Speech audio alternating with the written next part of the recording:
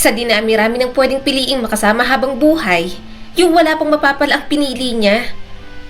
Ay nako, yung si Nadia lang ang walang narating sa buhay sa magkakapatid. Palibhasa kasi walang pangarap. Ay nako, nakatapos naman ang pag-aaral. Hindi nag-iisip. Paano? Magsasaka lang ang napangasawa. Ano pang inaasahan nyo? Ay nako, kahihiyan talaga siya sa pamilya nila. Pakiramdam ko tuloy, hindi pa nakakakyat sa langit ang ama nila dahil sa pag-aalala. Humigpit na lang ang hawak ni Nadia sa takip ng kaldero na dadalhin sa kusina. Hindi na siya nagulat nang maging pulutan na naman ang usapan sa anibersaryo ng pagkamatay ng kanyang ama, lalo pat totoo naman ang sinasabi ng mga ito. Sa kanilang magkakapatid, siya ang tanging walang maipagmamalaki sa buhay. Kapag natapos ka riyan, baka pwedeng pakuha naman ng mga kalat pa sa loob, ate. Ha? Mabilis ang naging pagpupunas ng luha ni Nadia nang marinig ang utos ng bunso niyang kapatid. Baka kasi pag may iba pang dumating na bisita, nakakahiya naman sa kanila kung maabutang makalat dyan. Pero may mga katulong naman. Pinalayas ko na. Sabat naman ng panganay na si Nico. Tatanga-tanga. Napakasimple lang ng mga inuutos ko. Hindi pa magawa ng tama.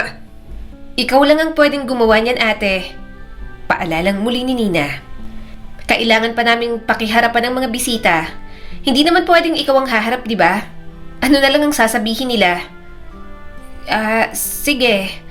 Pilit nang umingiti si Nadia sa kabila ng pagpipigil sa luhang papatak na naman. Kapag nakakita ko ng mga bagong katulong, pwedeng hindi ka na pumunta rito, ate. Sayang ang pera kung lahat kayo ay pasosweldohin namin ni Kuya Nico. Ha? O sige. May sweldo rin pala yung si Nadia? Nakangiting singit ng mausisa nilang tiyahin.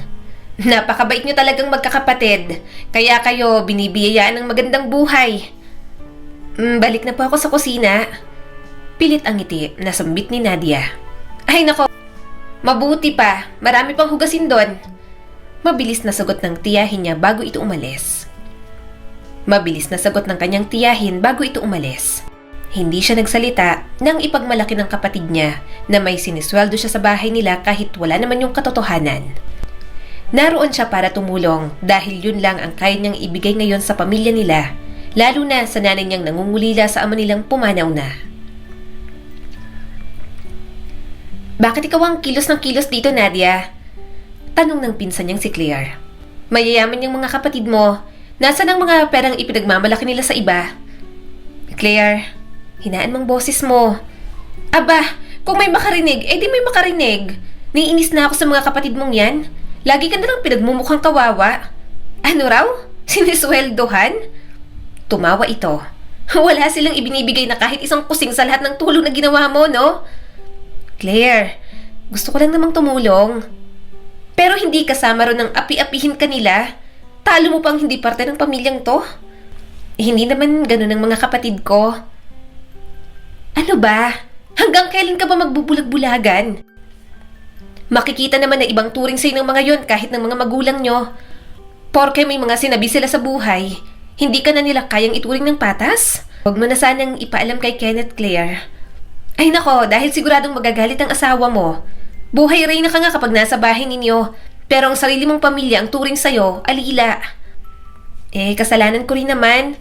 Nabuntis ka agad ako nang makagraduate ako sa kolehiyo. Niloloko mo bang sarili mo?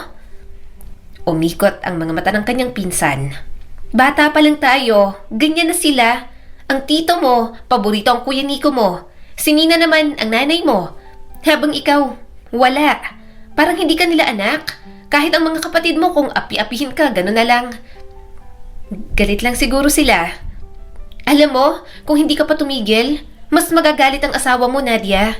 Huwag mo namang hayaan na nakapikit ang mga mata mo sa turing ng pamilya mo. Katulad ng dati, pilit na isinantabi ni Nadia ang sinabi ng pinsan niya. Ginawa niya rin ang mga dapat asikasuhin na pangkaraniwang ginagawa ng mga katulong nila sa mansyon. Huli niyang pinakialaman ang pinagprituhang kawan na akala niya'y malamig na ang laman kaya wala ng pag-iingat na itinaas iyon. Aray! Malakas niyang daing nang matapunan ng mantika. Ano nangyari? Nag-aalalang tanong ni Claire na tumakbo papalapit sa kanya. Hala, mainit pa yung mantika. Bakit naman kasi hindi ka nag-iingat? Inis na tanong ng kanyang kuya Nico. Gusto mo rin yatang maging pasyente ko. Alam mo ba kung gaano kamahal ang serbisyo ko bilang doktor, Nadia? Kuya, nariyan ang ibang bisita ni Papa. Maliit lang naman yung paso ni Ate Nadia. Wala siyang pambayad sa'yo bilang doktor. Oo, maliit lang. Mahinang sambit ni Nadia nang makita ang nalapnos na balat dahil sa tumalsik na mantika. Kaya mo naman ang sarili mo, Nadia, hindi ba? Tanong muli ng kanyang kuya Nico. Babalikan lang namin ang mga bisita. Lagyan mo na lang yan ng cream. Kilos na ate, may mas mahalaga pa kaming kailangan gawin kaysa asikasuhin ka. Sabi pa ng bunso niyang kapatid. Pupuntahan ko ang mami, Nadia. Sambit muli ng kanyang kuya Nico. Oras na ng pag-inom ng maintenance niya. Mas mahalaga yun kaysa maglana ko ng oras dyan sa paso mo. Natapos ang araw na yon na maraming napagtanto si Nadia. Kailanman, hindi na nga yata magbabago ang turing sa kanya ng pamilya niya. Anong nangyari sa'yo? Yun kaagad ang bungad ng asawa niya nang makapasok sa bahay.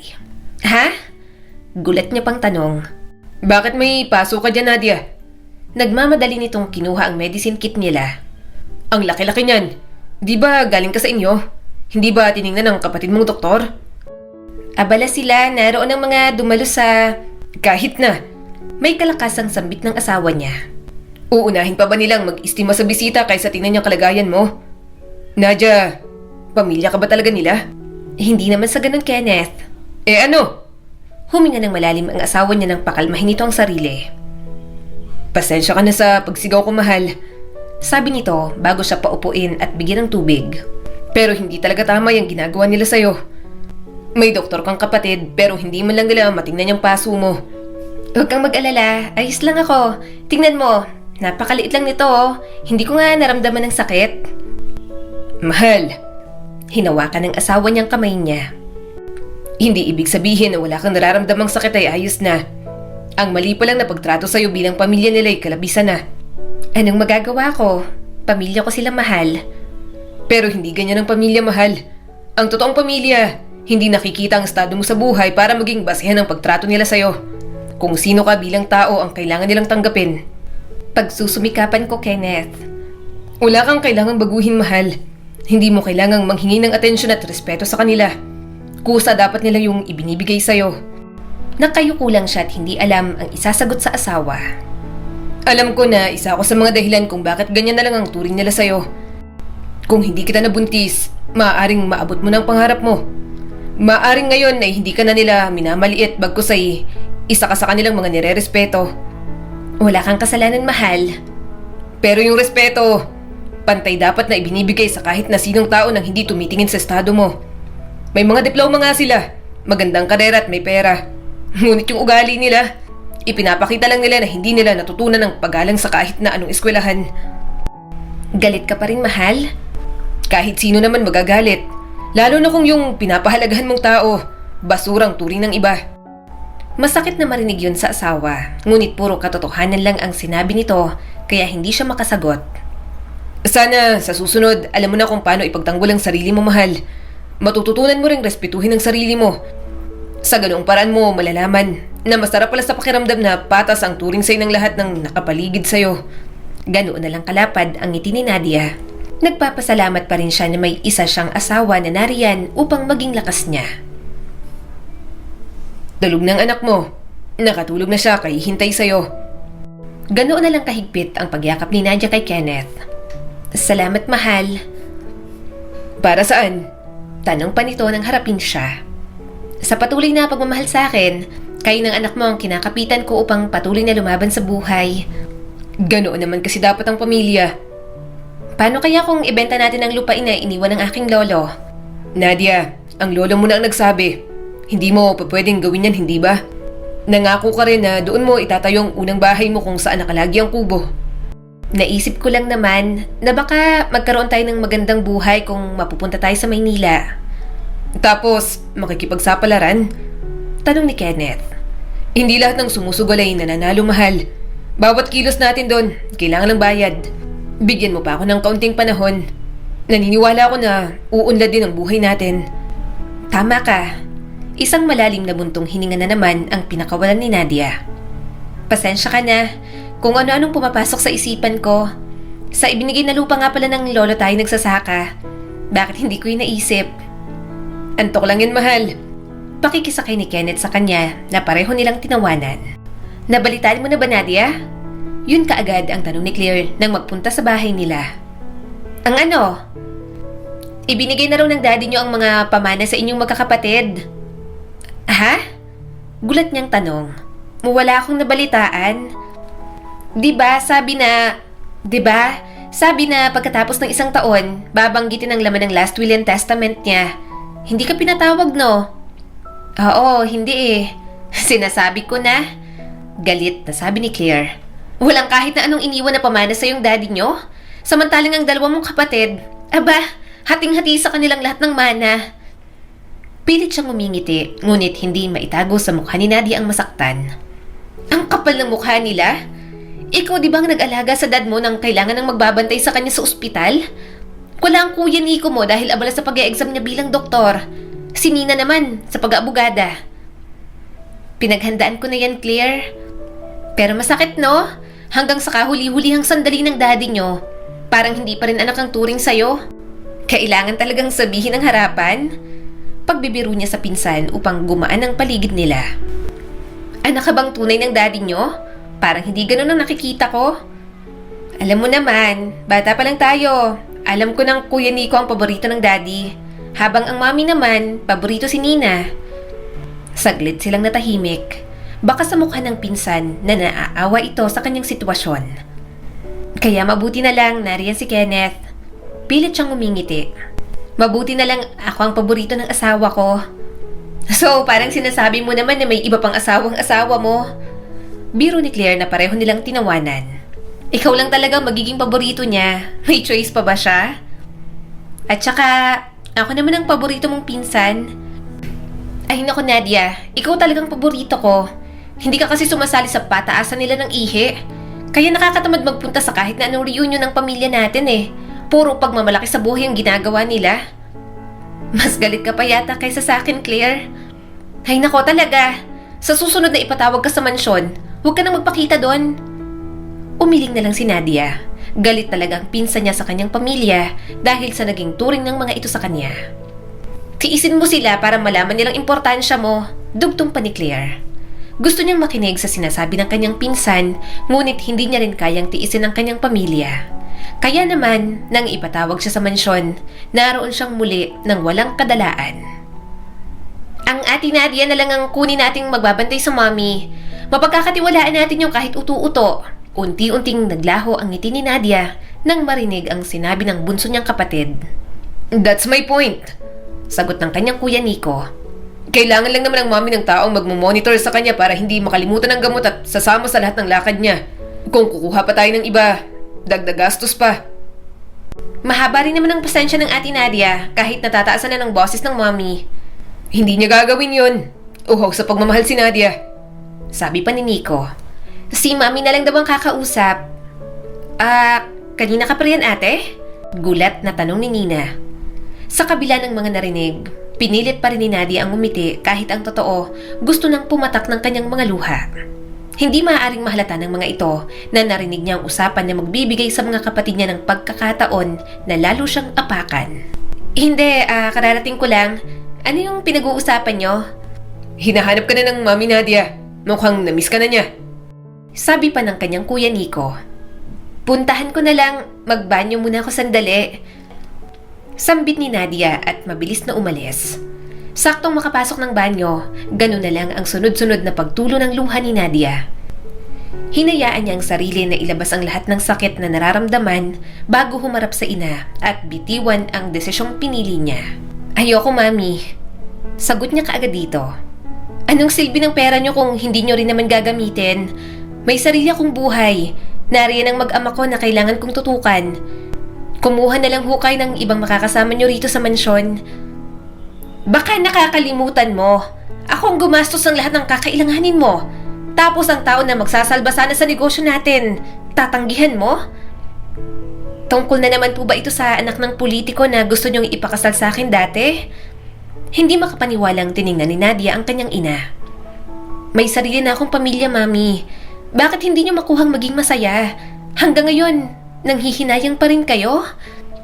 Dahil pagaganahin mo na lang sana ang utak mo, hindi mo pa nagawa. Naiinis na sambit nito bago inuman ng tubig na inilapag niya kanina. Pinaaral kita nang wala akong makikita sa'yo? Kung ginagamit mo ba naman yung kokote mo, baka hindi ka lang hanggang dyan. Ano ho bang mali sa kinalalagyan ko? Lahat mali! Itinuring niyo ba akong anak ni Daddy? Ang akala niyang luha na nailabas ng kaninang lahat, heto at muli at walang hinto sa pagbagsak. Kahit na minsan, hindi ko naramdamang gusto niyo akong pareho. Hay nako! Tumigil ka sa drama mo, Nadia! Mabilis ang naging pagpunas ni Nadia ng kanyang luha bago desidido na tumingin sa kanyang ina. Maghanap na lang kayo ng ibang mag-aalaga sa iyo, Mommy. Ngayon niyo ilabas ang mga pinagmamalaki niyong pera. Total, pare-parehong yan na lang ang ugat ng... Anong sabi mo? Isang malakas na sampal ang ibinigay ng nanay niya sa kanya na labis na ikinagulat ni Nadia. Ilang beses niyo na akong pinagbuhatan ng kamay na para bang wala kayong pagsisisi sa nagawa ninyo. Seryoso niyang turan habang nakatingin dito. Dahil ikaw lang ang bukod tanging napakatigas ng ulo. Umiling siya. Kailanman, hindi niya sinuway ang mga magulang sa takot na ma-disappoint niya ang mga ito. Maliban lang sa isang bagay. Yon ay ang mahalin at piliin ang kanyang asawang si Kenneth. Hindi na ako papayag na maging mababa pang tingin niyo sa akin. Total, kung ituring naman ako ng mga tao rito ay walang silbi. Bakit hindi natin panindigan? Heto ng huli kong pagpunta sa bahay na to, Mommy. Maghanap ho kayo ng ibang anak na magpapauto at magiging sunod-sunuran sa pamilyang to. Ano ka mo? Kumuha kayo ng ibang makakasama rito. Aalis na ho ako. Nadia! Tuloy-tuloy na ang naging paglalakad niya kahit ilang beses pang tinawag ng kanyang ina. Nadia, bumalik ka rito! Mawawalan ka ng oras sa bahay na to sa oras na umalis ka. Mas mabuti pa ho. Mahina niyang sagot sa ina nang hindi ito nililingon. Ano? Nadia, pumayag ka nang magbantay sa Mommy? Tanong ng kanyang kuya Nico. Akala ko ba doktor ka, kuya? Seryoso niyang tanong sa kapatid. Bakit hindi mo hanapan ng Mommy nang magbabantay sa kanya? Ate! Bakit ganyan ka magsalita sa kuya? Ikaw, Nina, abogado ka. Kung sakali mang lokohin ng Mommy o gawa ng masama, magagawa niyo ng paraan kaya bakit kailangan niyo pa ako? Para ano? Para lalong pagmukhaing masama ang sarili ko? Anong drama ba to, Nadia? Tanong ng kanyang kuya Nico. Ipapaalala ko lang sa inyo, hindi basihan ng pera at karera para maging masaya. Yung mga mayroon kayo, pwede yung mawala kaya ingatan nyo. Tuloy-tuloy na sambit ni Nadia bago magpatuloy sa paglabas ng mansyong naging saksi sa lahat ng masasakit na kaganapang pinagdaanan niya. Ganun na lang yun. Tatalikuran mo ang pamilya natin dahil lang sa kadramahan mo. Kadramahan nga lang siguro to. Natatawa niyang sagot sa kapatid. Hindi naman ako OA kung maririnig ko ang pangahamak niyo sa akin sa tuwing tatalikod ako. Nagdadrama lang siguro talaga ako kung masasaktan sa tuwing kayo lang dalawang minamahal ng mga magulang natin. Ginalit mo ang Mommy? Hindi makapaniwalang tanong ng kuya niya. Manghingi ka ng tawad sa kanya. Ako na lang bang parating manghihingi ng tawad kahit ang mga tao sa paligid ko ang nakagawa ng mali? Sumisigaw na naman ang Mommy. Ano bang ginawa mo, Nadia? Naiinis pa rin tanong ng kanyang kuya Nico. Walang pakialam sa kanyang sinasabi. Kahit wala naman akong gawin, kasalanan ko pa rin. Matapang niyang sagot rito. Ate Nadia! Ate, saan ka pupunta? Tanong ni Nina nang magpatuloy siyang maglakad papalayo. Ilang ulit pa siyang tinawag ng kapatid ngunit hindi na siya muling lumingon pa. Hayaan mo na, Nina. Hindi kawalan sa atin ang pag-alis niya. Sabi pa ni Nico. Pero ang magbabantay sa Mommy. Hahanap tayo ng iba. Anong silbi ng pera natin, di ba? Pagkarating pa lang sa kanilang bahay, mahigpit na yakap kaagad ang isinalubong ni Nadia sa kanyang asawang si Kenneth. Ano nangyari? Nag-aalalang tanong nito. Tama kayo ni Claire, mahal. Hindi kailanman ako mamahalin ng pamilya ko. Ayos ka lang ba? Bakas pa rin sa boses nito ang pag-aalala. Maliit pa lang ako. Napapansin ko ng ganito sila sa akin. Hindi ko na rin mabilang kung ilang beses akong naparusahan ng Mommy sa hindi ko malamang dahilan. Para bang ang tindi ng galit niya sa akin kahit hindi ko alam ang kasalanan ko. At tumindi pa yun nang mabuntis kita. Kayo ng anak natin ang pinakatamang ginawa ko sa buhay ko, Kenneth. Pero kung hindi kita nabuntis pagkatapos ng kolehiyo, Baka hindi ako masaya ngayon. Putol niya sa mga sasabihin pa nito. Ikaw ang dahilan kung bakit ako masaya, Kenneth. Kayo ng anak natin ang rason kung bakit humihinga pa rin ako hanggang ngayon. naisip ko lang naman. Ang ganda siguro ng buhay mo kung naghintay pa ako ng kaunti. Baka hindi ito ang buhay na naibigay ko sa'yo. Wala akong pinagsisisihan, Kenneth. Lahat ng kasiyahan ko, kayo ni Kailin ang dahilan. Baka nga kung hindi mo ako inalis sa mansyon na yon, maaari ngayon wala na ako sa mundo. Mahal, Sobrang higpit at napakalupit sa akin ng pamilya ko, Kenneth. Nabartolina ako ng ilang ulit dahil sa maliliit na pagkakamaling nagawa ko. Galit parati ng mommy ang tumatatak sa isipan ko, habang ang daddy naman, pandidiri na para bang hindi niya ako anak.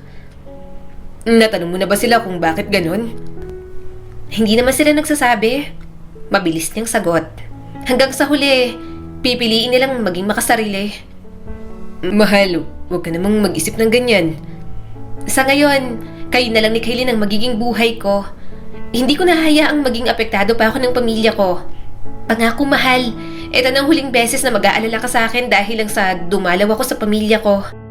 Pwede mo pa rin naman silang puntahan. Hindi kita pagbabawalan. Hindi mo naman to kailangan gawin. Pero itong tama. Para sa kapanatagan ng utak ko at natitirang pagmamahal sa pamilya ko, kailangan kong lumayo sa kanila, Kenneth. Sigurado ka na ba, mahal? Huwag kang mag-alala. Ayos lang ako. Hindi na sumagot ang asawa niya, ngunit napakahigpit naman ang yakap nito sa kanya. Basta tandaan mo, nandito kami ng anak mo. Pagtulungan ka man ng buong mundo, ngunit kami, magiging kakampi mo hanggang sa huli. Alam ko, mahal. Yun ang isang bagay na labis niyang ipinagpapasalamat. Para sa kanya, hindi naging mali ang desisyon niya nang piliin niya ang kanyang pamilya. Magsusumikap ako, mahal. Gagawin ko ang lahat para hindi mo isipin na mali ang desisyon mo nang ako ang piliin mo. Totoo ang sinabi ng kanyang asawa. Isang taon na rin ang nakalipas mula nang piliin niyang lumayo sa kanyang pamilya. Ilang beses siyang nakarinig ng balita sa mga ito, ngunit tinitiis niyang huwag magpunta para sa kapanatagan ng isipan niya. Sana magtuloy-tuloy na tumahal. Nakangiting sambit ni Kenneth habang nakatingin sa magandang ani ng kanilang bukirin. Tama nga naging desisyon mo na huwag nating ibenta ang palayan. Mabuti na lang at naniwala ako sa'yo. Nakangiting sabi naman ni Nadia. Dahil alam kong napaka-importante sa'yo niyan. Sagot naman ni Kenneth.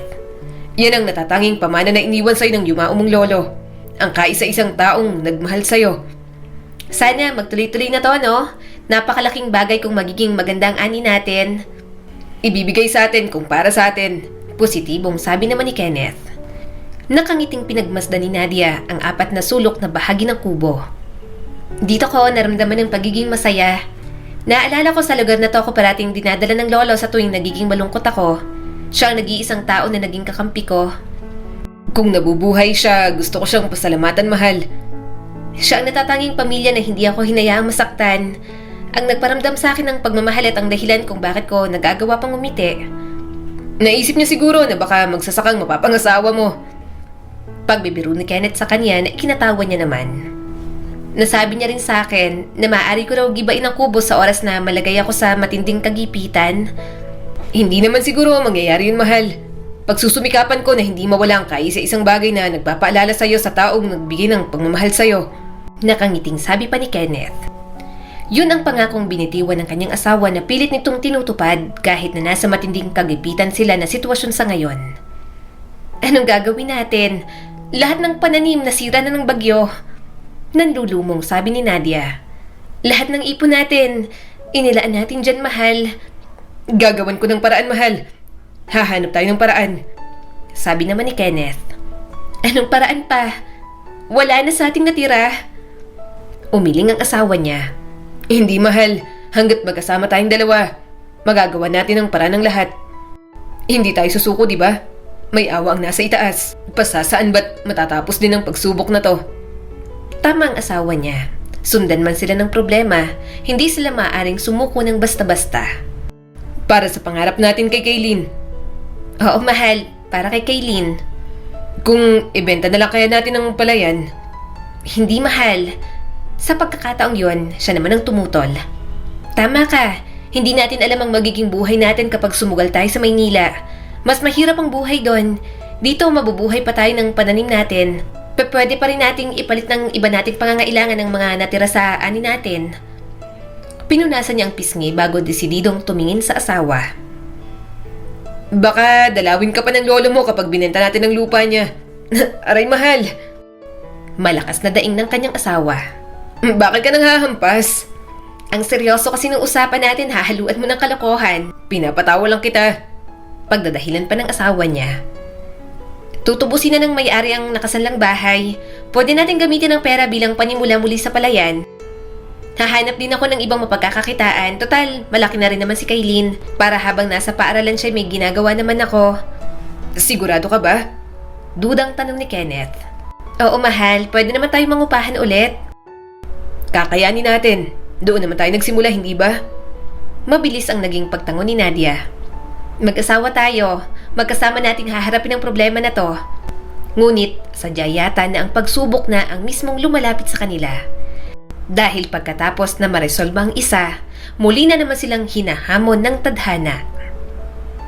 Ano hong sabi mo, ma'am? Gulat na tanong ni Nadia. Si Kailin? Ano pong nangyari sa anak ko? Dinala ho sa ospital ang anak ninyo, misis. Kailangan yung marinig ang idedetalye ng doktor kaya magmadali ho kayong pumunta rito. Tila nawala sa sarili si Nadia dahil sa mga narinig sa sinabi ng guro ng kanyang anak. Magkaiba tuloy ang suot niyang tsinelas nang lumabas ng kanilang bahay. Anong nangyari, mahal? Tanong ni Kenneth na kararating lang galing sa bukid. Si Kailin. Tulala niyang sambit. Dinala si Kailin sa ospital. Ano? Basta nalang binitiwan ni Kenneth ang dalang pagkain sa pinto ng kanilang bahay matapos na isarado iyon. Kumalma ka, mahal. Pupuntahan na natin si Kailin. Ma'am! Yun kaagad ang bungad niya nang makita ang guro ng anak. Ano pong nangyari? Bakit dinala rito ang anak ko? Ano pong lagay ni Kailin? Maayos naman ho siya nang magtungo kanina sa paaralan. Mrs., ipapaliwanag ho sa inyo ng doktor. Kayo na po ba ang magulang ng bata? Opo, Dok. Ano pong lagay ni Kailin? Sa ngayon, maayos na po ang vitals niya. Under observation pa rin siya sa mga susunod na araw dahil sa lagay ng puso niya. Lagay ng puso? Dama ni Nadia ang matinding panghihina dahil sa iba pang sinabi ng doktor. Wala ho kaming nakita na kahit anong senyales na may sakit ang anak namin. Pagrarason ni Kenneth. Napakabibo at makulit po siyang bata. Anong gagawin natin, mahal? Nag-aalalang tanong ni Nadia. Gagawin natin ang lahat upang makalikom ng kakailanganin niyang pera para sa operasyon, mahal. Kahit mabaon tayo sa utang, gagawin ko ang lahat maging maayos lang muli ang lagay niya. Nawala lang ako sandali sa tabi niya, ganito nang nangyari. Karma ko na ba to sa pagtalikod ko sa pamilya ko? Mahal naman. May kataasan ng boses na sambit ni Kenneth. Pagsubok lang to, mahal. Pasasaan ba't magiging maayos din ang lahat? Magtiwala lang tayo. Bakit ang anak ko pa? Napakabuti niyang bata. Nadia, gagawin natin ang lahat ng makakaya natin. Ano pa man yan, hindi tayo susuko. Positibong sabi ni Kenneth. Hindi na mabilang ni Nadia kung ilang lugar na ang nilapitan nila para lang makalikom ng malaking halaga. Kahit ang natitira nilang pera sa bangko, tuluyan nang nalimas dahil sa mga gastusin sa ospital. Bakit ba tayo pa ulit-ulit na binibigyan ng pagsubok? Tanong ni Nadia habang nasa loob sila ng simbahan ni Kenneth. Wala ba tayong karapatan na magkaroon ng magandang buhay?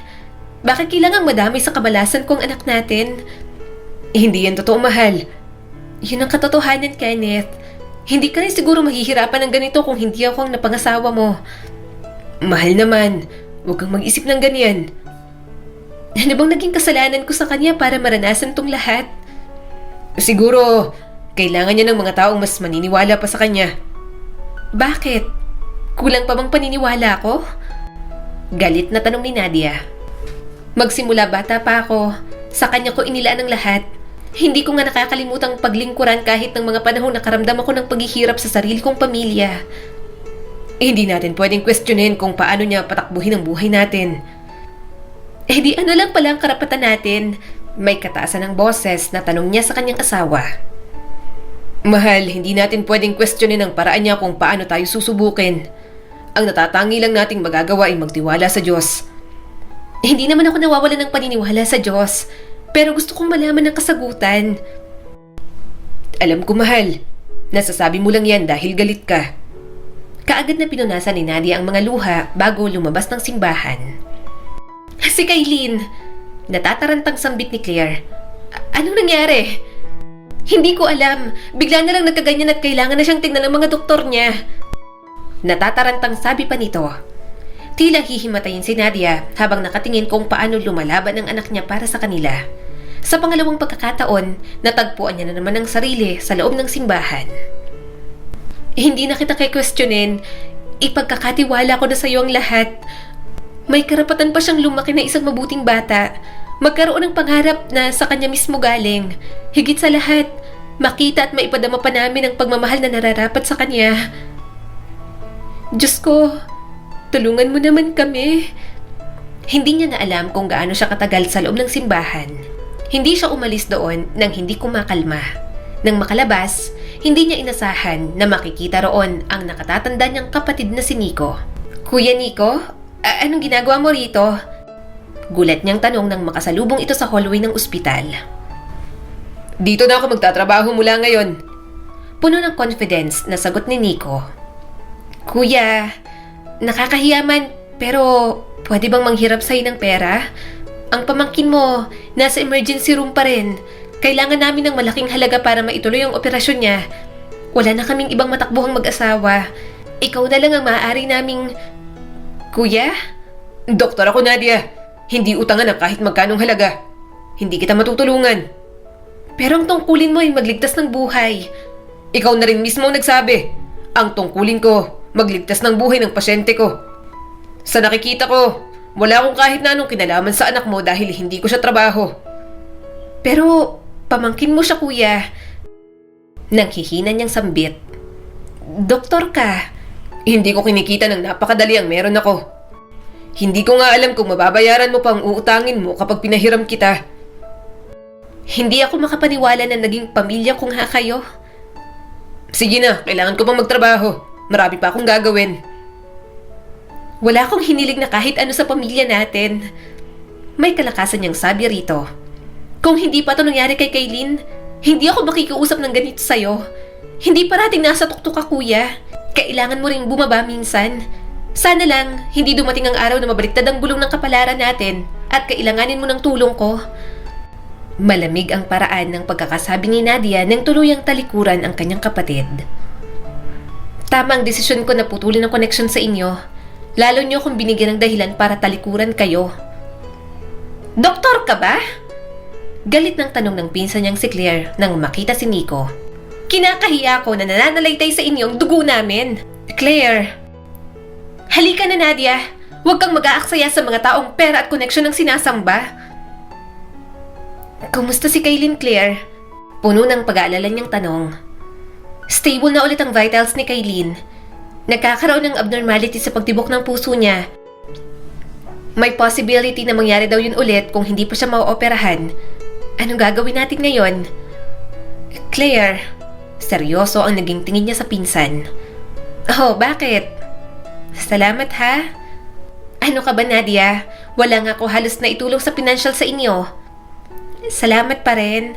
Kasi nariyan ka parati kapag kakailanganin namin ng tulong. Ni minsan, hindi namin naramdaman ni Kenneth na kami lang ang nasa labang ito. Kasi parati kang nakaalalay lalo na kay Kailin. Pangako, isang araw, makakabawi rin kami sa'yo. Nadia, hindi mo kailangang bumawi. Nakangiting sambit nito nang hawakan ng kanyang kamay. Pamilya tayo, kaya natural na tulungan kita.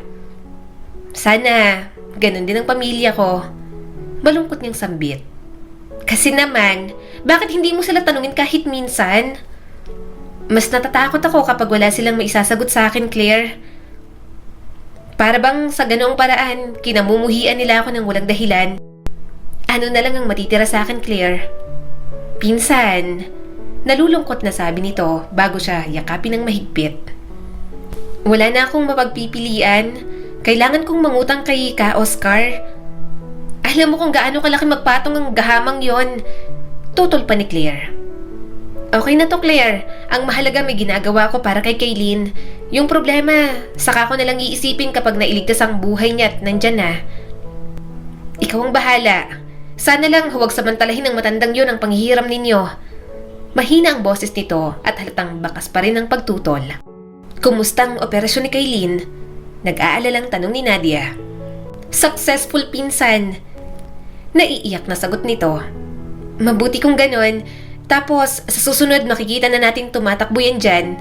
Alam mo naman kung gaano kabiboy ang anak mo. Hindi pa pwede. Hindi pa nga nakakalabas ng ospital si Kaylin. Natatawang sabi niya sa pinsang si Claire. Yung mga pinabebenta mong gamit, eto nang kinita, Nadia. Sabi ng kanyang pinsan. Nakakalungkot lang, ang tagal niyong ipinundar ang mga gamit niyo na yon. Tapos sa isang iglap, mawawala na rin. Ayos lang yan, Claire. Kung makabawi man kami sa lahat ng utang namin, gagawa namin ng paraan upang magkaroon muli lahat ng nawala. At saka, hindi naman magkakasya ang lahat ng gamit sa nilipatan naming bahay. Bakit hindi niyo subukang tumira sa bukid, Claire? Yung bahay kubo doon ni Lolo, ipaayos niyo para lang matirhan. Mas makakatulong kay Kaylin kung doon siya titira. Sariwang hangin ang malalanghap niya doon. Total, ibinigay na naman ng Lolo sa inyo ng lupa na yun, hindi ba? Tama ka. Bawas gastusin din. Tatapusin na lang namin ang buwan na to sa nirerentahan naming bahay. Nanay, wag po kayong mag-alala. Gagaling na po ako. Sambit ng anak niya nang makita siyang umiiyak. Dahil maliit lang ang bahay na tinutuluyan nila, hindi niya napansin na kumawala pala ang hikbi niya na narinig ng anak niya. Paglaki ko po, babawi ako sa inyo ng tatay. Naubos ang gamit natin sa bahay dahil sa... Anak, Kaylin. Pinunasan ni Nadia ang mga luha niya. Wala kang ibang dapat na gawin para sa amin ng tatay mo. Ang mahalaga'y magpagaling ka. Doon pa lang ay masaya na kami ng tatay mo. Pero nanay, anak, wala ka sa aming pagkakautang ng tatay mo. Ibinigay ka sa amin ng may kapal bilang maging parte ng kasiyahan namin. Hindi ang maging life investment namin kapag tumanda kami. Malaking bagay na kung mag-aaral ka ng mabuti para maging maganda ang takbo ng buhay mo in the future. Tumango ang anak niya at may malawak ng ngiti. Mag-aaral po ako ng mabuti kapag umaling na ako. Namimiss ko na rin po ang mga kaklase ko, nanay. Kaya magpapagaling ka para makabalik ka na sa school. Kaagad naman ang naging pagtango nito. Maiwan na muna kita riyan, anak. Maglalako lang si nanay ng gulay. Titingnan-tingnan ka ni Aling Tasing. Huwag kang makulit, ha? Sige po, nanay. May pagkain dyan. Kumain ka na lang kapag nagutom ka. Opo, nanay. Huwag kang mag-alala. Hindi ako magkukulit. Napailing na lang siya bago lumabas ng bahay para itinda ang mga gulay na galing sa kanilang ani. Ngunit hindi pa man siya nakakalapit sa kumpul ng usapan nang marinig ang kanyang pangalan. Alam mo ba yung si Nadia? Yung lumipat nung nakaraang buwan? Galing yan sa mayamang pamilya. Kaso, maagang lumandi. Ay nako, nabalitaan ko nga yan. Itinakwildar ang mga magulang, ano? Ikaw ba naman? Kung matapos kang pag-aralin tapos ang magiging suklisay ng anak mo ay pagiging buntis pagkatapos mag-aral, hindi ka ba magagalit? Ay nako, mahal na mahal pa naman ng pamilya yun. Sinayang niyang karangyang mayroon siya.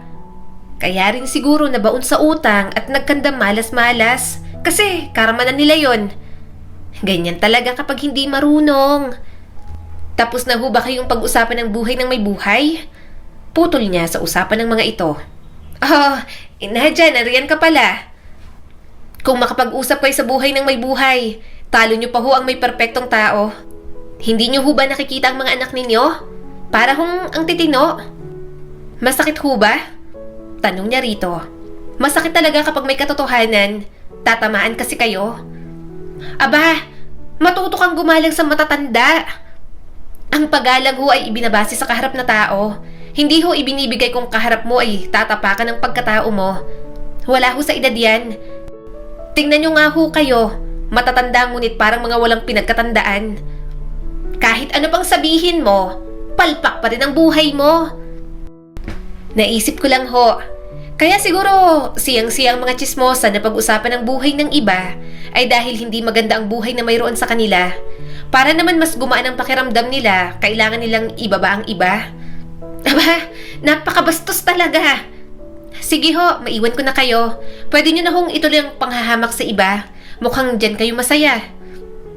Galit niyang turan bago nagpatuloy sa paglalakad. Anong nangyari, mahal? Gulat na tanong ng asawa niya nang makita siya sa bukid. Bakit ka umiiyak? May nasagot kasi akong matatanda, mahal.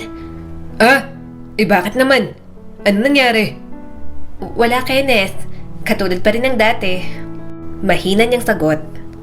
Ayos ka lang? Ngayon ka lang sumagot ng ganun sa kanila. At dapat na ginawa ko noon pa lang. Sambit niya rito. Hindi tama na tinatanggap ko ang mga maling kwento tungkol sa akin. Ang akala siguro nila kapag mayaman at may magandang buhay, masaya na. Minsan hindi nila alam na sa lugar na yon nagaganap ang mga impyernong paulit-ulit na tinatakasan. Niyakap siya ng mahigpit ni Kenneth. Hindi nila alam na sa pamilya ko naranasan ang makulong sa bodega. Ang makatanggap ng masasakit na salitang hindi kayang lunukin ng kahit na sino. Yung pakiramdam na kahit ang paglunok mo ng pagkain, kinakailangan mong bantayan kasi baka may mapuna pa rin sila. Mabuti na lang pala't nariyan ang lolo mo nung bata ka pa. Siya lang ang natatanging nagbigay ng pagmamahal sa akin, mahal. Sayang at hindi ko siya mapapasalamatan. Siguro, nakikita niya naman kung gaano ka kabuting asawa, Kenneth. Sus, bola pang asawa ko. Oo, totoo nga. Sabay na pala tayong umuwi, mahal. Natapos ko nang lagyan ng fertilizer ang mga pananim. Napakasipag talaga ng asawa ko. Natawa naman ito. Sus, bolera talagang asawa ko.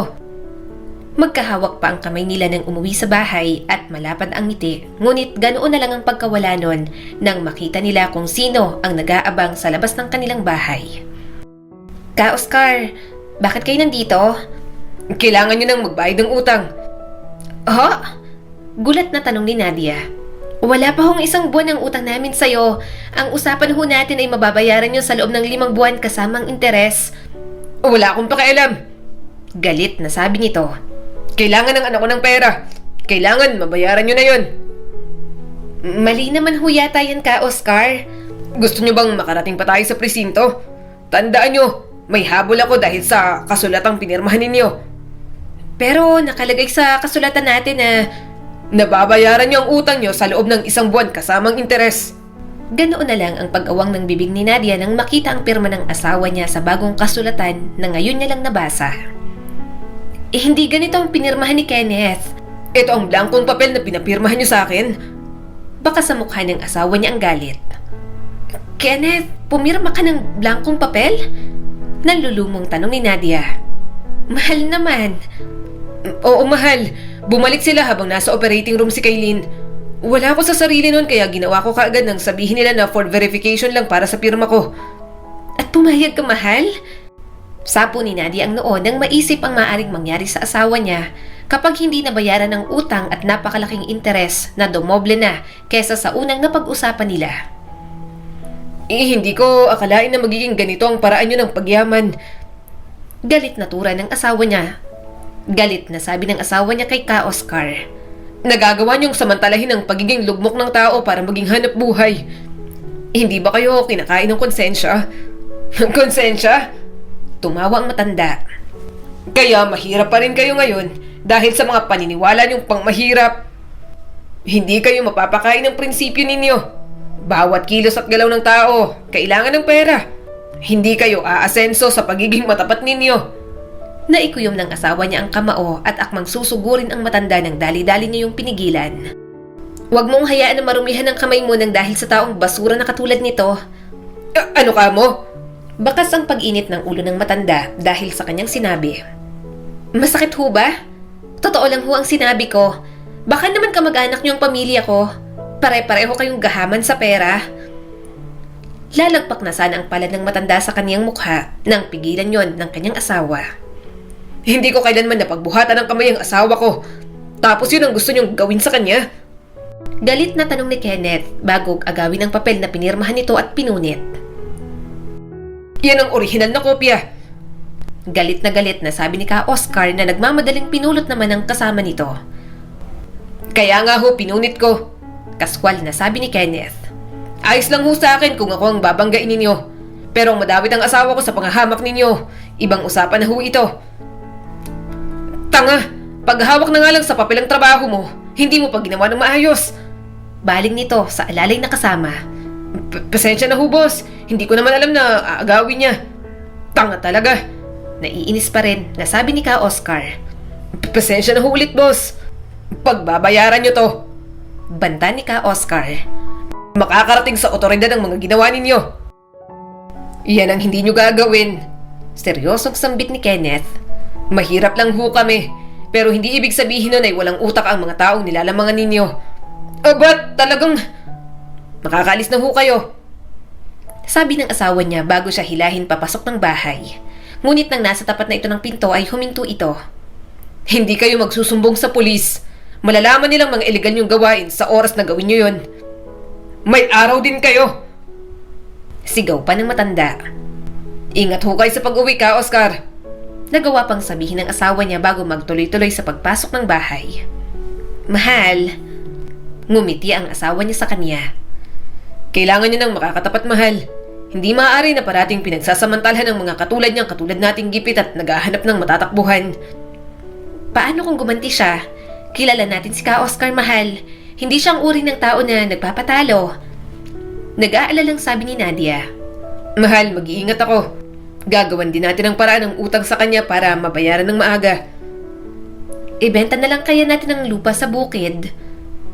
Yun na lang ang pag-asa natin, mahal. At isa pa, ipinamana sa iyo ng lolo mo. Sino ba ako para makinabang sa isang bagay na ibinigay sa'yo? Mahal. Sige na, nais lang ako. Puntahan mo na lang si Kaylin. Baka narinig niyang usapan dito. Ipaliwanag mo sa kanyang nangyari. Nagdadalawang isip man, sinunod ni Nadia ang sinabi ni Kenneth. Nanay? Yung mga sigawan sa labas, anak. Pasensya ka na po, nanay.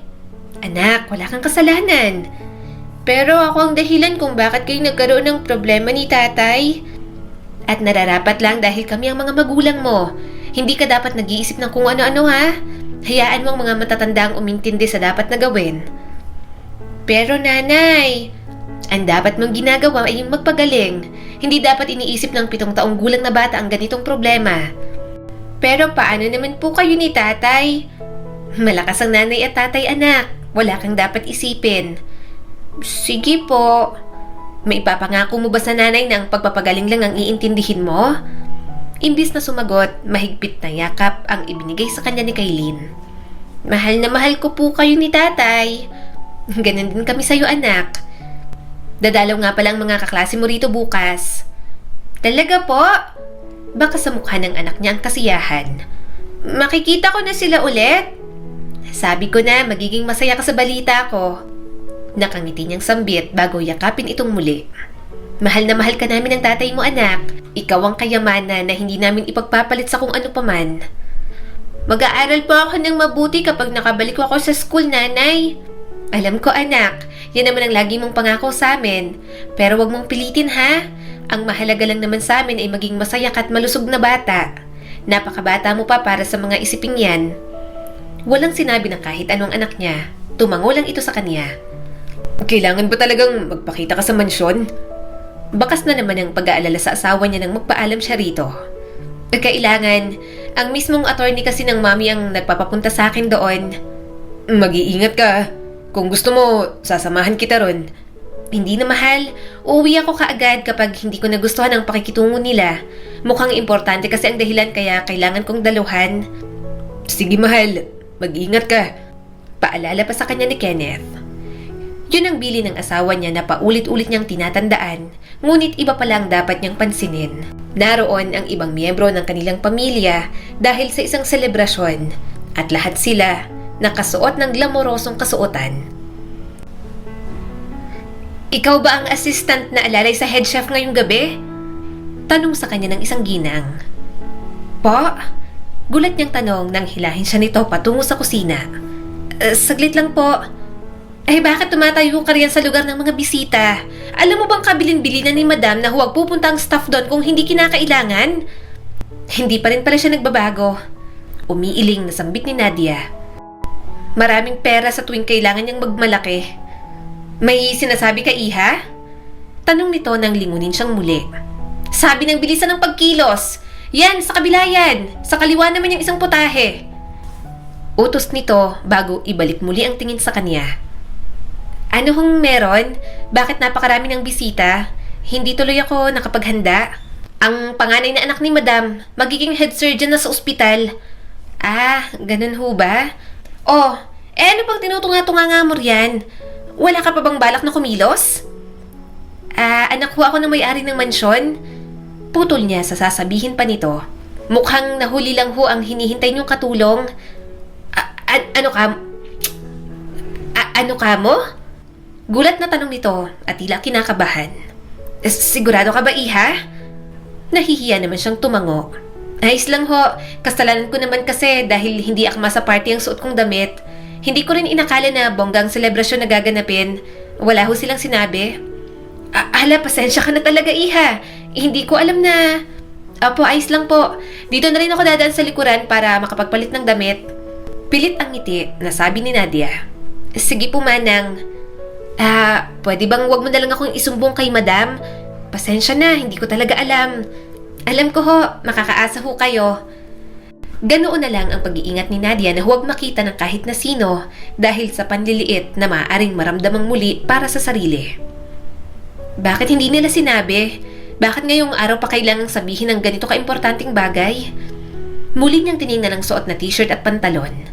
Napakalayo nun sa magagarbong formal na kasuotan ng mga nasa pagtitipon. Sinasadya ba nilang hindi sabihin? Ano sa tingin mo? Claire? Gulat na tanong niya sa pinsan. Bakit nandito ka? Akala ko hindi ka pupunta. Walang imbitasyon para sa'yo kaya hindi kita sinabihan. Isa pa, iwas ka na sa pamilya mo kaya hindi ko na sinabi sa'yo. Kunot noo na sabi ni Claire. Hindi kasi ako makatanggi sa attorney ng lolo. Sinabi niya kasi na napakahalaga ng pag-uusapan. Ngayon din siya pinapapunta dito ni mommy. Malamang, hindi rin ito alam ni attorney kaya hindi kanya nabilinan. Gustong-gusto ba talaga ng mami mo na napapahiya ka ng ganito? Alam mo, minsan iniisip ko kung talaga bang anak ka niya. Claire, tingnan mo nga ang paraan ng pagtrato niya sa'yo. Talo mo pang may sakit na pinagdidirihan nila. Kahit yung mga kapatid mo, parang may alam din na hindi sinasabi kaya lumalayo sa'yo. Hayaan mo na, hindi naman ako nasasaktan. Oh, at saan ka pupunta? Tanong pa ni Claire. Magpapakita sa attorney para makauwi na agad ako. Sabi naman ni Nadia. Nahihibang ka na ba? May halong galit na sabi nito. Ganyan ang itsura mo, magpapakita ka sa kanila. Alam mo bang susunod na mangyayari? Katakot-takot na panlalait ang matitikman mo sa mga kamag-anak natin na akala mo tagapagmana ng bangko. Alangan namang umuwi ako. Sabi pa ni Nadia. Halika nga sa taas, ayusan kita. Kung susugod ka sa giyera, dapat handa ka. Dapat may kutsilyo ka. Baril yun, sira ka talaga. Sabi pa ni Nadia. Baka bala? Pagtatama naman ni Claire. Nasa loob na ng baril.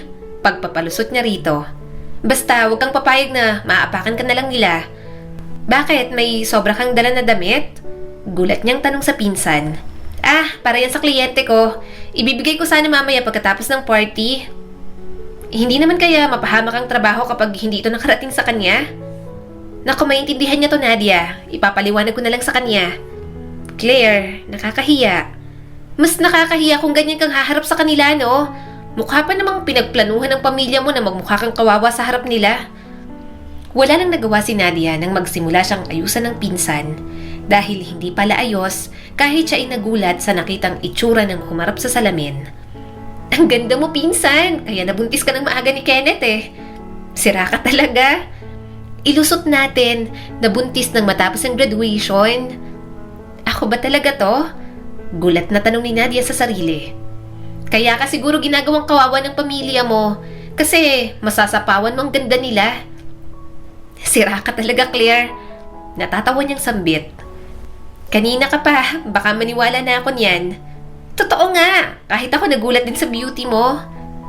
Pero totoo, hindi na ako kinakabahan ngayon kahit may makakita pa sa akin. Hindi ako nagsisisi nang piliin ko si Kenneth. Masaya ako sa pamilyang mayroon kami, pinsan. Nasa iyo ang suporta ko. Nakangiting sambit pa ni Claire. Tuloy-tuloy lang ang naging paglalakad ni Nadia kahit alam niya na ang iba sa kamag-anak nila, siya ang laman ng usapan matapos niyang makuha ang atensyon. Narito na palang alibughang anak. May pasaring naturan ng kapatid niyang bunso na si Nina. Hay, nakakagulat. In fairness, mukha kang tao. takbo na naman ng kanyang ina. At dahil kumpleto na tayo rito, sisimulan ko ng banggitin ang magiging laman ng last will and testament. Ano ka mo, Mommy? Gulat na tanong ni Nina. Hindi pa kayo patay. Come on, Mommy. Gusto ko lang na malaman nyo ng maaga. Maaring may idadagdag pa ako o ibabawas rito, ngunit habang maagay sasabihin ko na. Mommy, abogada ako. Alam mo ba tong ginagawa mo? Ang tigas na naman ng ulo mo. Problemadong sambit ni Nina. Para lang to kay Nadia. Ano? Gulat na sambit ng dalawa niyang kapatid. Ganun na lang ang pagkunot ng noo ni Nadia nang banggitin ng ina ang kanyang pangalan. At bakit mo naman isasali ang babaeng to sa... Kumalma nga kayo. Sambit muli ng kanyang ina. Mommy, mahaba pang magiging buhay mo rito sa mundo. Hindi mo kailangan gawin to. Tama si Nina, Mommy. Makakapag-antay naman kami. Hindi naman kami nagmamadali. Attorney, pwede na kayong umuwi ngayon. Mukhang bored lang ang Mommy kaya pinapatawag kayo rito. At ikaw, Nadia, maaari ka na rin umuwi. Gusto ko lang maging malinaw na wala kang mamanahin na kahit ano sa akin, Nadia. Kumunot ang noo niya sa sinabi ng ina. Wala naman ho akong sinasabi na kahit ano, Mommy. Ayaw ko lang makarinig na naghahabol ka ng kahit na ano mula sa akin. Hindi ako ang papa na papamahagian ka ng mga manad dahil lang naawa siya sa'yo. Sana naman ay nakontento ka na sa ibinigay niya sa'yo. Gustong bumagsak ng luha ni Nadia dahil sa kanyang mga narinig. Ano bang akala niyo sa akin, Mommy? Porkay mahirap, mukha ng pera? Hindi niya makapaniwalang tanong dito. Kilala ko ang galaw mo, Nadia. Kunwari, hindi pupunta rito pero nang ipatawag ng attorney, napakabilis ng pagdating. Kasi kailangan at sinabi niyang importante. Lulusot ka pa talaga. Alam ko, gusto mo lang ng pera, Nadia. Pilit pa ng kanyang ina. Kahit nabaon na ako sa utang, wala kayong narinig na kahit na ano sa akin, Mommy. Sinubukan kong mangutang sa kuya ng kailanganin ni Kaylin sa ospital. Pero anong napala ako? Naturing ang doktor pero ang perang mas mahalaga sa kanya. Huwag na tayong magsinungaling pa rito. Ang pera ang nagpapatakbo sa mundo, Nadia. Sambit ng kanyang kuya Nico. Bawat kilos at galaw ng tao, kinakailangan ng pera. Kaya wag mong sabihin sa akin na hindi mo naisip na kailangan niya ng anak mo nang dalhin siya sa ospital. Parang pinipiga ang puso niya habang naririnig yun mula sa kapatid. Alam mo na palang kailangan ko, na desperada na ako. Magsimula ng maliliit pa tayo. Wala akong hiningi na kahit ano sa pamilyang to. Kahit ang dumaing ng tulong ay hindi ko magawa kasi natatakot akong matanggihan ninyo. Isang beses lang. Yun lang ang oras na nangailangan ako ng tulong para sa anak ko. Pero hanggang sa huli, naging matigas ka. May halong galit na sabi ni Nadia. At sinabi mo nga na kailangan mo ng pera at yun ang habol mo kaya ka nandito. Bahagyang natawa si Nadia sa narinig mula sa nakababatang kapatid. Nag-abogada ka talaga niyan? Hindi niya makapaniwalang tanong dito. Naiintindihan mo ba talagang nangyayaring usapan dito? Nakikinig ka ba sa usapan dito o sadyang bias ka lang dahil pamilya mo sila? Umiling siya bago huminga ng malalim. Kahit ano pang gawin mo, wala kang makukuhang mana sa akin, Nadia. Sabi ng kanyang mommy. Narito rin ang attorney para pumirma ka ng kasulatan na ililipat mo sa amin ang titulo ng lupa ng papa. After all, dapat akin naman yon. Ano ka mo? Tila nagpanting ang tenga niya sa narinig mula sa ina.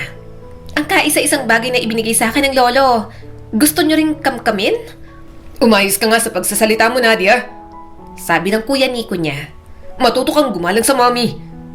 Nakuha niyo ba akong galangin? Wala akong natatanda ang pagrespeto sa pamilyang to na nakuha ko. Ang arte, Ate Nadia. Iyang yaman niyo. Madadala niyo ba sa impyerno kapag namatay kayo? Nadia! Bakit? Natatakot kayo na sa ilalim ng lupa ang bagsak ninyo? Muli siyang natawa sa pamilya. Dahil sa pagiging sakim nyo, kahit kayo, hindi sigurado kung saan nga ba talagang bagsak ninyo. Pumirma ka na lang sa kasulatan. Nina, sambit ni Nadia sa pangalan ng kapatid. Hindi na lang sana kita tinulungan sa mga paperworks mo kung magiging ganyan kakatangang abogada. Isang malakas na sampal mula sa bunsong kapatid ang natikman niya. Masakit ba, ate? Hindi pa ito tapos magsalita nang mag-asawang sampal din ang ibinigay niya rito na ikinagulat ng kanyang pamilya. Oh, bakit ganyan ang mukha ninyo? Bakit? Akala niyo ba nakatulad pa rin ako ng dati na hindi gaganti sa mga ginagawa niyo at tatanggapin lang ng lahat? Kung dati, nakukuha ko pang magbulag-bulagan, iba na ngayon nang kahit ang anak ko, idamay niyo sa pagiging gahaman ninyo. Nadia! Nanggigigil na tawag ni Nico. Katulad ng sinabi ko, pinuputol ko ng lahat ng koneksyon sa pamilyang to. Kung may kailangan kayo sa akin, puntahan niyo ako. Pero kung tungkol ito sa lupa na gusto niyo rin kamkamin, wala kayong maasahan sa akin. Mabilis ang naging pagtalikod ni Nadia nang sabihin ang mga gusto niyang sabihin. Nadia, humakbang ka pa. Hindi ka na magiging parte ng pamilyang to. Nasigaw ng kanyang ina. Malamlam ang mga matang nilingon niya ang mga ito. Naging parte ba talaga ako ng pamilyang to? Hindi ko nakikita at ni minsan hindi ko naramdaman. Nadia! Tawag ng kanyang kuya. Sinabing bumalik ka rito! Ano nangyari? Bakit sigaw ng sigaw si tita at si kuya Nico? Nag-aalalang tanong ni Claire sa kanya. Gusto nilang kuhanin sa akin ang lupa na pinamana ng lolo. Ano ka mo? Gulat na tanong ni Claire. Nasa kanila ng lahat ng ari-arian. Kakarampot na nga lang ang lupang natira sa'yo. Tapos gusto nilang kamkamin? Ano na lang ang matitira sa'yo? Wala na. Sarkastiko niyang sambit. Kung hindi ko ipaglalaban ng mayroon ako, lahat na lang ay mapupunta sa kanila. Nadia, kailangan ko lumaban para sa pamilya ko, Claire. Ano na lang ang mangyayari kapag naging mahina ako? Pinsan, kaya nyo yan. Kaya natin to. Mahigpit siyang niyakap ni Claire. Kapag sumuko ako, anong mangyayari sa mag-ama ko? Hindi ako pwedeng maging mabait sa kanila dahil lang sa may kailangan sila. Kailangan ko rin ipaglaban ang karapatan ko, Claire. Naiintindihan mo naman ang pinagagalingan ko, diba? Tama ang ginawa mo, Nadia. Matuto naman silang makontento sa kung anong meron sila. Kung tutuusin, sobra-sobra pa nga. Umiling siya habang pinipigilan ang mga luha. Hanggang ngayon, hindi ko pa rin maintindihan kung bakit sa aming magkakapatid, ako ang iba kong ituring ng mami at daddy, na para bang hindi nila ako nakikita sa mundo nila. Na para bang sa tuwing may kakailanganin lang sila sa akin, saka lang ako lalabas sa mundo nila. Napakalaki nga ng pagkakaiba ng turing sa'yo ng mga kapatid mo. Namatay ang daddy nang hindi ko nararamdaman sa kanyang pagmamahal, Claire. Sinubukan kong maging masunuring anak sa mami, pero kahit anong gawin ko, hindi nagbago ang turing niya sa akin. Isa pa rin akong puwing sa paningin niyang pinipilit niyang tanggalin. Claire, hindi ko rin alam kung paano kita sasagutin. Nadia, hindi ko rin alam kung paano kita sasagutin. Malayo kasi ang loob ko sa mga kapatid mo dahil sa naging turing nila sa'yo. Kahit ang tito-tita, iwas din ako. At dahil yung lahat sa akin, Claire. Aba, syempre Nadia. Salamat, Claire, ah. Nariyan ka pa rin kahit wala kang mapapala sa akin. Anong wala? May cute akong pamangkin sa'yo, no? I-retouch mo na lang ang makeup ko, Claire, kaysa magdrama tayo dito. Baka naman masundan si Kaylin dahil dyan sa binabalak mo, ah. Sira ka talaga. Tumatawa niyang turan sa pilya niyang pinsan. Naiwan ko sa loob ng mansyon ng damit ko. Wala na akong balak bumalik. Kung ganito naman akong uuwi, baka mag-alala si Kenneth. Sus, okay lang sa akin kung gusto mong akitin yung asawa mo. Pareho na lang nilang tinawanan ang naging biro nitong iyon. Malapad ang ngiti niya nang umuwi sa kanilang bahay upang sorpresahin ang kanyang asawa. Ngunit siya ang nasorpresa nang makita kung gaano kagulo ang bahay nila. Nanay! Nanay! Umiiyak na sambit ni Kaylin. Anong nangyari? Pumunta rito si Ka Oscar kasama yung mga tauhan niya, nanay. Kinalkal niya yung bahay natin tapos naghahanap sila ng pwede raw gawin na pambayad dun sa utang. Ano? Gulat niyang tanong. Si Kenneth, nasaan ang tatay mo, anak? Nagpunta po sa presinto, nanay. Na-report po ng tatay ang nangyari dito. May nakuha naman ba ang Ka Oscar, anak? Wala po, nanay. Wala naman siyang makukuha dahil lahat na ibinenta ninyo. Singit ng kapitbahay nila sa usapan. Aling Tasing, pwede ho bang makisuyo na tingnan niyo po si Kaylin? Pupuntahan ko lang ho ang asawa ko sa presinto. Sige iha. Mas mabuti pang ang puntahan mo si Kenneth dahil galit na galit yung asawa mo. Baka ano pang magawa nun sa mga tauhan ni Ka Oscar. Sige ho, salamat. Nagmamadaling nagtungo sa presinto si Nadia, ngunit hindi niya inaasahan na maririnig mula sa pulis ang isang katwiran na ikinainit ng kanyang ulo. Bakit naman kasi kayo ang nangutang? Malamang na maniningil yung tao kahit hindi pa tapos sa pinag-uusapan yung petsa. Naririnig niyo ho bang sarili niyo? Singit niya sa usapan ng mga ito. Abat, sino ka naman?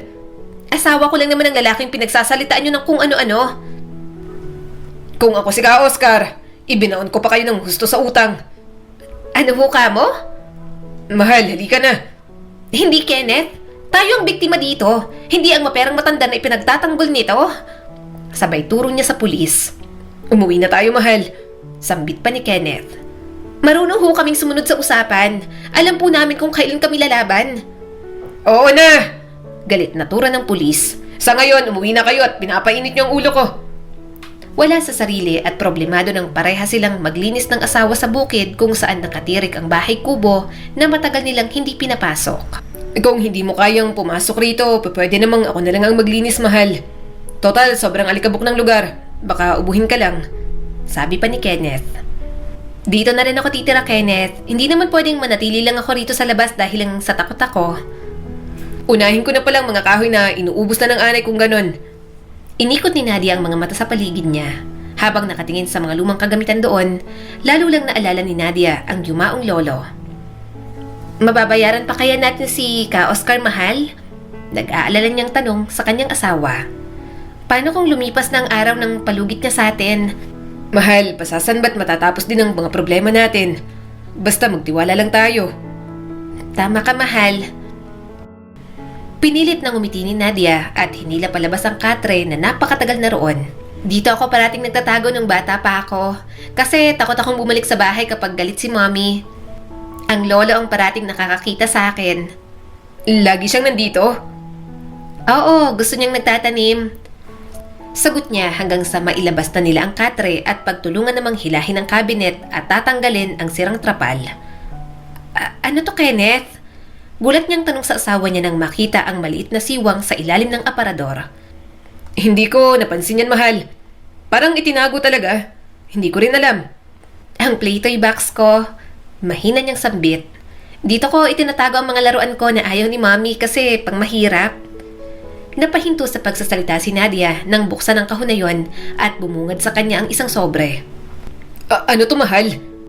Gulat na tanong ng asawa niya nang sa pag-angat niya ng kamay ay bumungad sa kanila ang ilang gold bar at mga alahas. Mahal, saan galing to? Ginto ito. Sa lolo, mahina niyang sambit nang mabasa ang sulat nito. Ha? Bakit narito ang mga ginto na to? Anong sabi niya, mahal? Hindi ka agad nakasagot si Nadia, kaya ang asawa ang kumuha ng papel na binabasa niya. Anak ka ng lolo mo? Gulat na tanong ni Kenneth. Anak ka ng lolo mo, mahal. Paanong nangyari yun? Pumatak ng pumatak ang luha ni Nadia nang mabasa ng buo ang liham na habilin nito sa kanya. Anak ako sa labas ng lolo, Kenneth. May kaedad ang mami na nabuntis ng lolo. Hirap niyang pag-amin sa asawa niya. Kaya gano'n na lang ang galit sa akin ni mami kasi kailangan niyang itago ang skandalo sa lahat para hindi masira ang pamilya namin. Mahal. Kaya pala, gano'n na lang ang galit nila sa akin. Kaya pala hindi nila ako ituring na parte ng pamilya nila. Kasi malaki ang naging kasalanan ng lolo ko. Pero wala ka namang alam sa kasalanan yun, Nadia. Hindi ka sana idinamay sa kasalanang hindi mo naman ginusto. Sabi ni lolo, itaraw ang paraang nakikita niya upang makabawi sa lahat ng pagkakamali niya sa akin nang hindi nalalaman ng mommy. Ngunit, deserve ko ba? Pakiramdam ko, hindi man ako ang gumawa ng kasalanan yun. Pero ako naman ang naging bunga. Hindi ko alam ang sasabihin ko, Nadia. Nagugulat pa rin ako sa mga nalaman natin ngayon. Pakiramdam ko, nawala ng saysay ang lahat ng paghihirap ko sa pamilya ko. Ngayong nalaman ko ang dahilan ng galit nila sa akin. Sa ngayon, kailangan muna nating umuwi. Nakakakabahan may dala-dala tayong ganitong kayamanan tapos gagabihin tayo sa daan. Tama ka, mahal. Umuwi na tayo. Sagot niya sa asawa bago magpunas ng mga luha. Sa loob ng ilang araw, hindi nila ginalaw ang mga kayamanang nakuha nila. Magkasama rin silang nagsimba upang humanap ng gabay sa may kapal para malaman nila ang nararapat na gawin at huwag magkamali. Nadia, anong nangyari? Bakit ipinatawag niyo ako rito sa bahay ninyo? Wala pa man pero kinakabahan na ako. Ano yan? Gulat na bulalas ni Claire nang buksan niya ang kahon. Mga kayamanang iniwan ng lolo ko sa akin, Claire. Ano? Kaya pala ganun na lang ang higpit ng bili niya sa akin na huwag ibebenta ang lupa. Kung may titira din sa lupa, kinakailangan ako raw ang maglilinis nun. Diyos ko, Nadia. Bilyonaryo na kayo. Ang bibig mo, hinaan mong boses mo, Claire. Anong balak niyong gawin dyan? Kaya ka nga namin pinapunta dito, Claire. Gusto naming hingin ang opinion mo. Sa tingin mo, may karapatan ako sa mga gintong yan?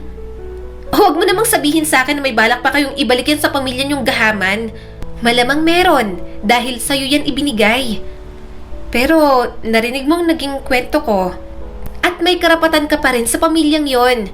Nararapat lang sa'yo na mapunta ang manang yan dahil sa'yo binigay ng lolo, Nadia. Sapat na ang nakuha ng pamilya mo, no?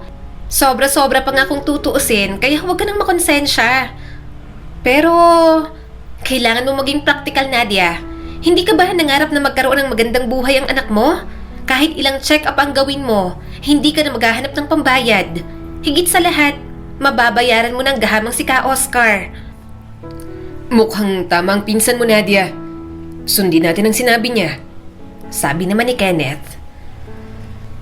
Pero magaling na si Kaylin. Pagsusumikapan na lang namin ni Kenneth na... Nanay? Tawag ni Kaylin na namumutla na. Bakit anak? May nararamdaman ka ba? Kinakabahan niyang tanong dito at nagmamadaling lumapit. Nahihirapan akong huminga, nanay. Ha? Umupo ka muna. Hindi pa man natatapos magsalita si Nadia nang bigla na lang himatayin ang kanyang anak. Kaylin! Anak, anong nangyayari? Dala ko ang kotse ko. Dalhin na natin sa ospital si Kaylin. Sambit naman ni Claire. Dalhin niyo na rin yan. Hindi pwedeng maiwan yan dito sa bahay niyo. Patukoy nito sa kayamanang ipinamana sa kanya ng kanyang lolo. Mauna na kayo, Kenneth, sa labas. Kukunin ko ang mga record ni Kaylin. Naisip niya pa sa kabila ng pagkataranta at pagluha. Dalian mo, Nadia. Paalala ni Kenneth sa kanya na kinakabahan na rin. Basta na lang ang pagsilid ni Claire ng ibang gamit ng anak at pagkuha ng medical records nito. Kung paano niya napatay ang kanilang mga ilaw at naisarado ng maayos ang pinto sa kanilang bahay, hindi niya na alam. Kailangan niyong magpunta sa ospital, Nadia. Paliwanag sa kanya ng pinsan dahil hindi niya kayang humarap muli sa mga doktor. Mas advance ang mga gamit doon.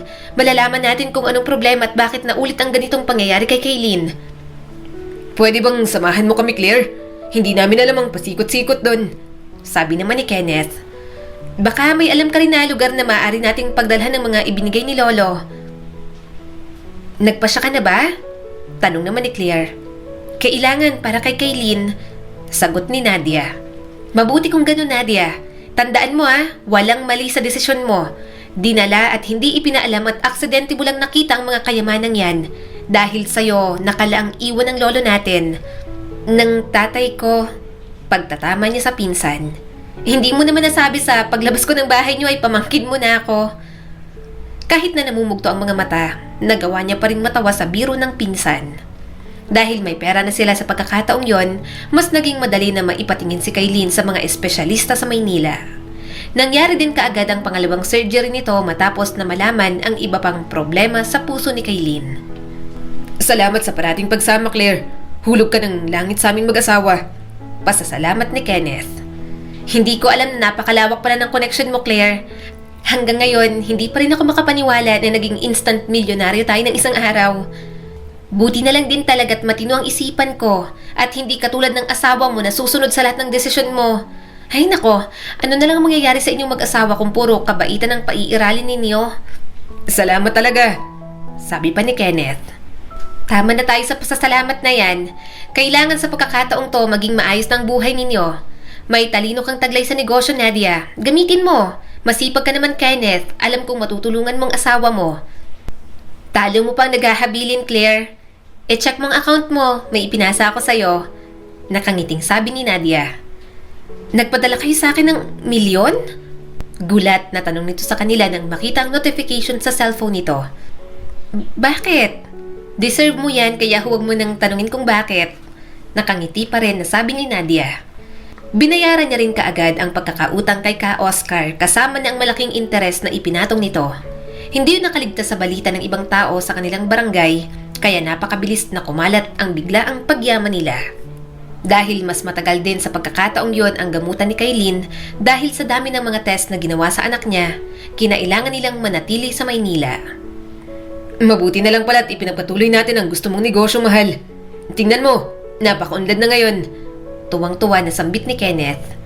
Hindi ko rin akalain na magiging maunlad ng ganito, mahal. Akalain mo yon? Sa loob ng 1 taon, nabawi na rin natin ang kapital na nawala sa atin. Akala ko hindi ko na magagamit ang mga natutunan ko sa negosyo sa eskwela, ngunit tingnan mo ngayon. Deserve mo yan lahat, mahal. Nakita ng Diyos ang pangarap mo na makakaangat sa buhay mula sa sarili mong pagsusumikap. Kaya pala natin, oh. Nasa ospital si Kailin ngunit nagagawa natin ng maraming bagay kasi magkasama tayong lumalaban, Kenneth. Buti na lang din at nariyan ang pinsan mo. Napakalaki ng naitulong sa atin ni Claire. Oo, tama ka. Siya rin ang dahilan kung bakit natin nabilang iba pang bahagi ng lupain na naibenta dati ni Mommy. Mas maraming taga sa atin ang matutulungan ng sakahan at tanimang yon. Sambit pa ni Kenneth. Pero sa tingin mo, oras na kaya para bumalik doon, mahal? Tanong ni Nadia na medyo nag-aalangan pa.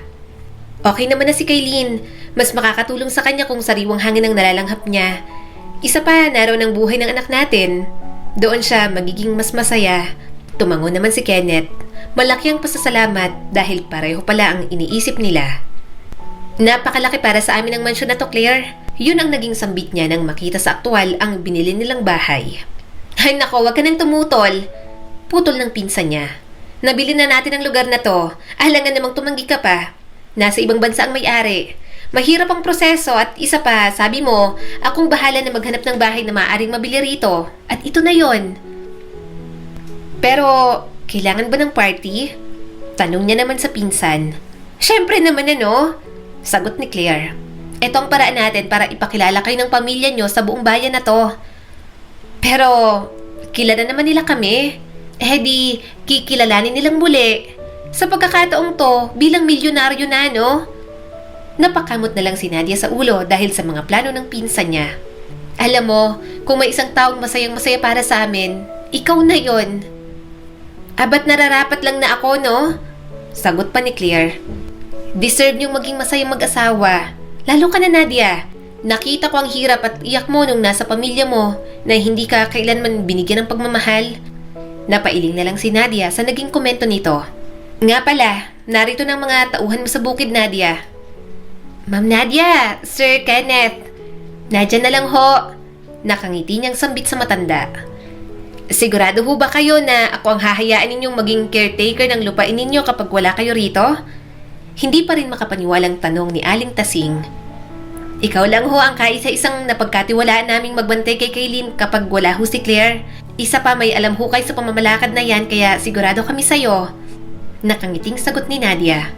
Makikita ang labis na kasiyahan dito na pilit itinatago ng matanda. Magsisimula ho ang selebrasyon ng alas 5. Imbitado ho kayong lahat. Anunsyo niya sa mga magsasakang naroon na ikinagulat ng mga ito. Pero wala ho kaming pang-party na damit, Ma'am Nadia. Ayos lang ho ba na hindi kami dumalo? Ano ho ba kayo? Kahit ano po ang kasuotan nyo, tanggap kayo rito. Para sa atin ho ang selebrasyon na ito kaya dumalo po kayo. Nang sumapit ang gabi, mas dumami pa ang tao sa mansyon. Sabi ko sa'yo, dadalo yung mga kapatid mo. Mahinang bulong sa kanya ng pinsang si Claire. Galit pa rin ba sila sa akin? Tanong niya rito. Hindi ko alam kung anong nararamdaman nila nang malaman nilang hindi nila ako kapatid at kailangan nila akong pakiharapan parate para lang maitago ang sekreto ng pamilya. Kasalanan niya ng mami niyo na sumalangit nawa. Kung hindi niya sana sinabi sa mga kapatid mo ang totoo, baka maganda pa rin ang turingan ninyo. Naiintindihan ko naman ng Mami Claire. Gusto niya lang ilayo sa akin ng mga anak niya. Papalapit ng mga kapatid mo, alis muna ako Paalam ni Claire sa kanya. Kung hindi siguro namin alam na ikaw ang may-ari ng ibang mga lupain dito, iniisip mo sigurong baka nilait-lait ka na namin Tanong ni Nina sa kanya. Pero matagal na kami nagbago ni Kuya Nico nang mamatay ang Mami Nadia. Marami kaming kinaharap ng mga pagsubok. Unti-unting nalilimos ang mga naipundar ng pamilya natin para lang maipagamot ang mommy. Nabalitaan ko nga. Mahinang sambit ni Nadia. Totoo ang sinabi mo na hindi kami parating nasa itaas. Sabi naman ni Nico. Mabuti na lang at hindi ka tumulong ate. Kasi kung ginawa mo yon, baka hindi pa rin kami nagigising sa katotohanan hanggang ngayon. Pasensya ka na talaga, Nadia. Sabi ng kuya Nico niya. Ako itong matanda, ngunit isa pa ako sa mga pasimuno kaya hanggang sa huling hininga ni mommy, hindi kanya nakita. Na-realize ko din ang mga pagkakamali ko nang nawala na siya rito sa mundo at magkaroon ako ng anak. Kuya, I'm sorry, Nadia. sambit pareho ng mga kapatid niya. Okay lang na wala ka pang sagot sa ngayon ate. Hindi naman purasahan ng pagpapatawad. Sana bigyan niyo ako ng pagkakataong makapag-isip.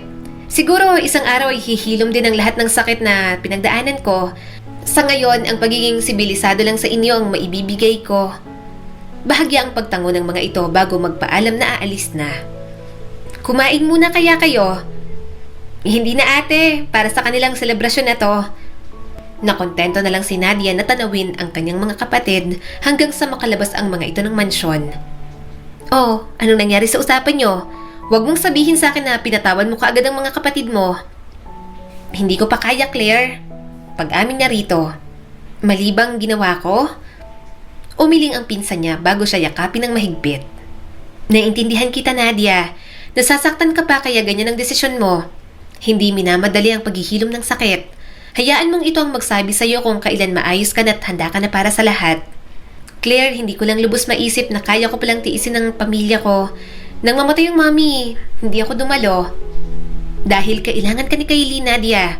Nasa ospital ang anak mo ng mga panahon na yon. Dapat masaya ka ngayon, yan ang naging usapan natin, di ba? Tanong ni Claire at bakas pa rin sa boses ang pag-aalala. Gagalingan ko pa sa buhay para mas maibigay ko ang pangangailangan ng mga anak namin. Mga anak? Gulat na tanong nito. Buntis ka? Muli siyang natawa sa reaksyon ni Claire. Oo, pero hindi ko pa nasasabi kay Kenneth. Congratulations kung ganon. Siguro, ibinigay na sa amin to ngayon kasi alam ng Diyos na kaya na namin siyang bigyan ng magandang buhay. Dahil yun naman din ang tungkulin ng magulang. Mabuti na lang pala, inilaban mo lahat sa amin, Claire. Ikaw ang nariyan sa kabila ng mga konsensyang nararamdaman naming mag-asawa. Kasi yun naman talagang tama. Sa inyo naman talaga yung mag-asawa. Ibinigay sa'yo ng lolo kasi gusto niyang maging masaya ka at maunlad ang buhay mo. Eh ikaw, wala ka ba bang balak bumuo ng pamilya? Umiling naman si Claire. Hindi pa sa akin ibinibigay ang tamang tao. Kapag nariyan na, malalaman ko naman siguro. Ang mga sumunod na buwan kina Nadia ay naging matiwasay para sa mga taong natutulungan nila sa kanilang bayan. Hindi nakalimutan ng pamilya niya ang dating buhay, kaya naman ganoon na lang din ang pagsusumikap nila sa buhay upang hindi yun abusuhin. Habang ang nakuha nilang yaman, hanggang ngayon ay isa pa ring sikreto na hindi nila sinasabi sa kahit na sino katulad ng napagkasunduan nila. Ang kwentong ito ay nagpapaalala sa atin na sa buhay maraming pagsubok at hirap na kailangan nating harapin. Pero lagi nating piliin na humingi ng gabay sa Panginoon, maging matatag tayo at huwag mawala ng pag-asa. Lumang kasabihan at gasgas na para sa iba, pero totoo ang patunay na ang buhay ay parang gulong. Minsan nasa ibabaw at minsan nasa ilalim, pero patuloy itong umiikot, kaya kapit lang. Muli, ito po si Skylar Guro at sana may bago na naman kayong natutunan sa kwento natin ngayon. Maraming salamat po.